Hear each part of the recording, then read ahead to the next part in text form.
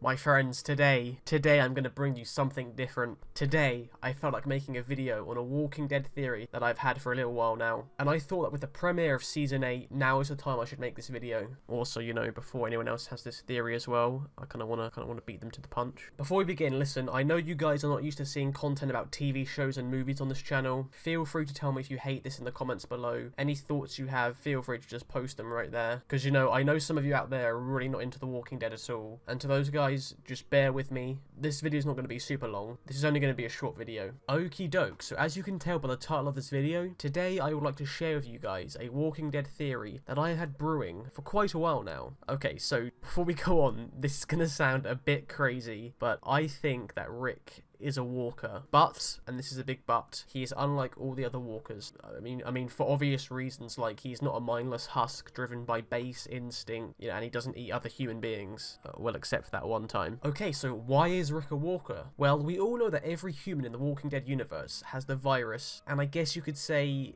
it is activated upon death. This means that you don't have to be bitten. You only have to die in a manner that doesn't cause trauma to the head or brain. Well, Rick has clearly never been bitten. I mean, we haven't seen him be bitten at all, and we would know if he has been bitten, which means that the only way he could be a walker is if he had died. Now, many of you might be thinking, well, Rick hasn't died because he's alive right now. Well, to that I say, I think he has in fact died, and I think he has died more than once. Okay, so we all know that after death, the resurrection event happens, and some form of consciousness is regained, but it's only regained in the brainstem. Remember, look back to season 1 at the CDC where Jenna shows the brain and how the virus spreads in the brain after death. Okay, so what if when Rick dies, the same resurrection process occurs, but instead of the brainstem being the only part that comes back, all of his brain regains consciousness? This would essentially make him completely human again upon resurrection. Okay, so before we continue, let's cover where I think Rick has died in the show. There are two instances I'll be using, because these instances are examples that I feel most strongly show Rick dying. Okay, so the first instance is, of course, by no surprise, is when Rick is shot, and then he is then brought into the hospital and then placed into a coma. At this point, before the whole world has gone to shit, he is still alive. Rick is still alive, and this is due to the hospital's life support systems. Okay, so now I want you to remember the scene where Shane was at the hospital with Rick when all the shit was going down, and he was trying to move Rick out of the hospital because the infection was spreading through the halls and it was getting out of control. People were getting shot left, right and centre.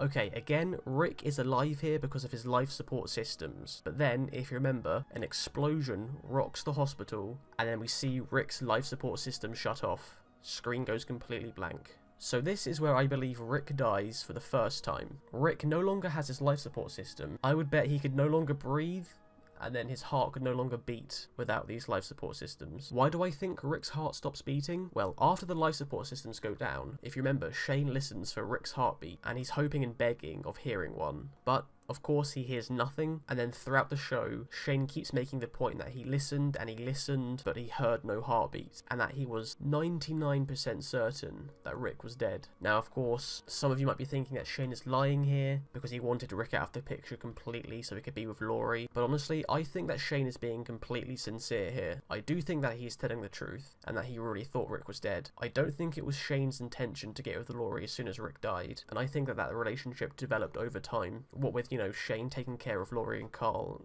Honestly, that was a pretty normal thing that happened, especially since there was an apocalypse going on, the world was actually ending. I don't think Shane was some kind of mastermind and he planned to do that from the very start. You know, Shane seems to hate himself just a little bit when he realises Rick is alive. He clearly feels bad here, but you know, if this theory is correct, then honestly, he shouldn't have to feel bad because, you know, Rick did actually die. You know, there was in fact no heartbeat at all. So, I think this is the first bit of evidence. I'm using evidence here very lightly, you know, because Shane was certain that Rick was dead. He's never been more certain about anything throughout the show than you know, Rick being dead. There was like no way he would have left him otherwise. But if you really wanted to expel this theory, I guess you could chalk it up to Shane being under pressure. You know, there was gunshots and explosions going on. Maybe those masked the heartbeat. So let's just move on to the second Rick death then. Okay, so where I believe the second Rick death occurs is in Season 4, Episode 9. This episode takes place after the prison battle with the governor. You know, most of the group has been split up. Daryl is off with Beth. He has that little side story of the Claimers, where that guy tries to nick half his rabbit and stuff like that. You know, Glenn finds Tara. They all meet Abraham and Eugene and all that good stuff. If you guys remember that, good. So let's focus on Rick and Carl's story during this time. So if you remember during the fight at the prison, Rick and the governor had a grueling fist fight. I mean, it was crazy. The governor absolutely pummeled Rick, and he was honestly about to kill him before Michonne stepped in. So after the governor is dead, and after everyone gets split up, Rick and Carl go off to find shelter. You know, during this episode, Rick is really not himself. The beating has clearly done a number on him. You know, he becomes really slow. He's constantly falling behind Carl while they're walking. You know, clearly some damage has been done here. I mean, he's probably got like some kind of internal bleeding or brain swelling going on or something. Okay, so eventually, Rick and Carl find shelter in a house. They barricade the door, and then Rick passes out on the couch. I mean, Rick completely blacks out for a solid day. You know, Carl has to go off, find some food for himself. He gets a giant tub of pudding, eats it on the roof. You know, Rick's out cold, or is he? I think that shortly after Rick collapsed on the couch, he died from some internal bleeding or something relating to the beating he got from the governor. And just like with Shane,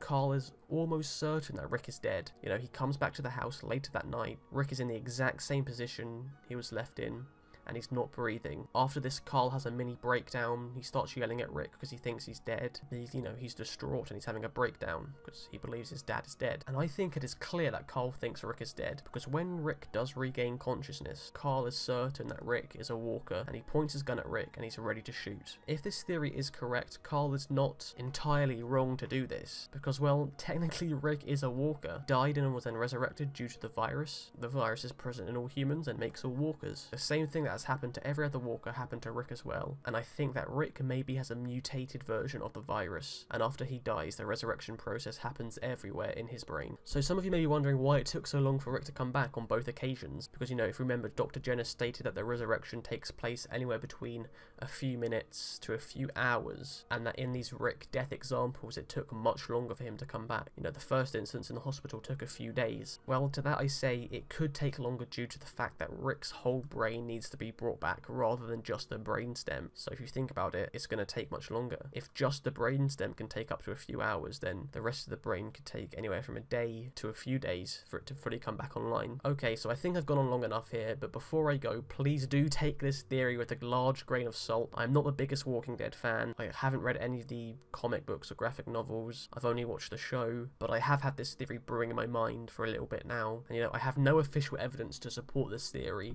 other than the examples where I believe Rick dies, which isn't official evidence at all. So please do take this theory and this video with a large grain of salt. I'm not saying this is true. This is just a theory of mine. So, you know, feel free to make fun of me in the comments if you think this theory is ridiculous. I know some of you will probably think this theory is ridiculous, but, you know, some of you out there thought my rat bag theory for Shadow of War was ridiculous, and he came back. So, you know, my track record is pretty good right now. But anyway, if you do like what you see, feel free to leave a like, and if you do want to see more, consider subscribing. My friends, thank you for watching this. I will see you in the next video. Goodbye for now.